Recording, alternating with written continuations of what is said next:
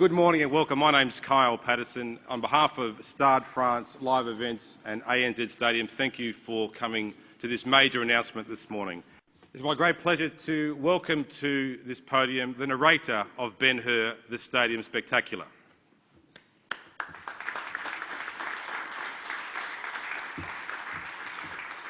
I bet you're really surprised, aren't you? Hey? We got you there, didn't we? How you doing, folks? So, clicky clicky and all that. Anybody got a question? So, Russell, not taken to the chariots, you must, all that sand and blood and not being out there on the floor. I mean, how do you... Yeah, I think there comes a time in every gladiator's life, mate, where you've got to give the reins over to the next bloke. I'm getting involved in this because it was presented to me, and all I can see in this is a great deal of fun. You know, it's a gigantic production.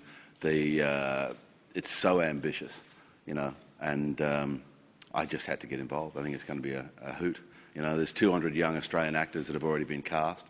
There's some roles left open, and I think they're going to try over the next little while to entice some people. Obviously, we've got this huge gladiatorial contest going on at the moment, and you know, perhaps there's a role open for a pirate queen.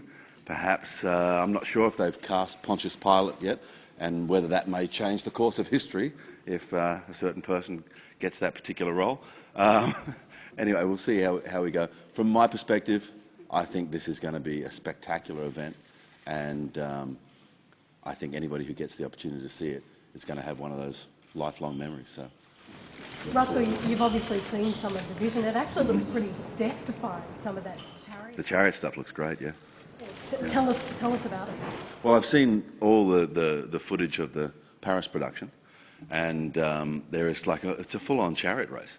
You know, there's I think 6 chariots all belting around at full speed. So it's, you know, significantly more exciting and dangerous than harness racing, for example. Would you go as far as to say the whole premise of Ben Hur actually lends itself to being a stage spectacular, more so than it even does a movie? Well, you're actually in there and you're involved. The audience is invited to participate, not actually in the chariot race, but through the course of the story. The audience are invited. So it's, you know, it's breaking that fourth dimension, that fourth wall. Do you know if anyone's in charge of making sure no one's got a wristwatch on in that chariot race? No doubt. It's French, and, you know, the culture of the French is all about excellence. How will your roles work as a narrator? Will you be in a commentator box somewhere? Well, we'll see. I've played around with the script. They've given it to me, and I've recorded a few versions of it. But I'll be having a conversation with the director when he gets here, and we'll see how we're going to work it out. Will it be live? We'll see that too. That really depends on, that's going to be his call. You know, there's 1,000 moving parts or more, as you can imagine, with something like this. So we'll let him tell me. You said with Robin Hood, as a 5-year-old you used to watch the TV series. How far do you and Ben Hur go back? Gee, I would have seen Ben Hur when I was a young fella. Yeah, so I don't know specifically. Obviously, it was one of the reasons that I did Gladiator in the first place. Have your kids put their hand up and said, "Oh, Dad, can we go in the chariot?" I haven't talked to them about it yet. Yeah. Well, I'll discuss it. Obviously, you know, anything I do the same way with anything their mum does becomes a big part of their lives. So. You've done a few historical epics now. What is it about them that appeals to you? Well, we have to sort of slightly separate this, obviously, from movies, you know, because, as I said, from my perspective, just being asked to be involved is an enjoyable thing. You know, I just thought about, okay, I'm trying to find many different reasons as I can to stay in Australia and not be getting on a plane this year, you know. So, you know, and I don't like being idle, as you may know as well. So this is just going to be fun. So from why do I do historical epics? I think with the hindsight of, you know, history is a lot clearer, you know, and you can sort of, you know, when it comes to telling the tale of somebody on film, you know, it's always easier to tell that tale when a bit of dust has settled, you know. But that's obviously separate from a live spectacle like this. And that's one of the things that's got to be clear too. It's not a play, and it's not a musical. It's a spectacle, and you know, you've got your chariot races, you've got, you know, a boat being boarded by female pirates. You know, you've got Pontius Pilate making his decision over over Christ's future, you know. So it's gigantic. It's an amazing thing, actually. You mentioned that the chariot races were a little bit more dangerous than your harness racing. Are you confident that all the horses will be okay at the end of the march? I hope so. They're being trained at the by one of Australia's best guys, the guy that did the horse stuff for the Olympic ceremony up in just outside of Brisbane. So no doubt safety is paramount on his mind. I mean, you know, the horses are his bread and butter. So. Are the chariots sprung? I mean, are they specially built chariots? Yeah, they are. Yeah, they do a lot of stunt work. Yeah, they fly through the air and all that sort of stuff.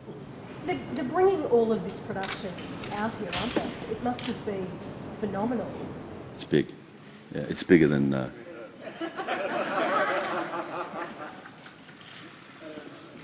it make you think?